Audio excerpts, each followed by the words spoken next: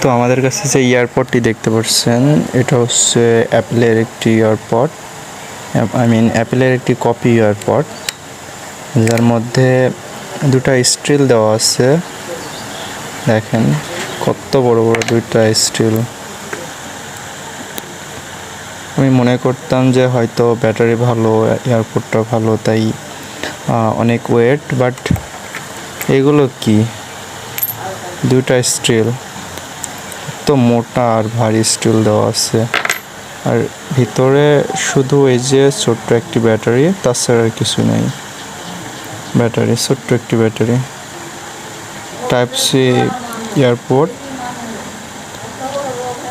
আর এই যে এটা মাইক।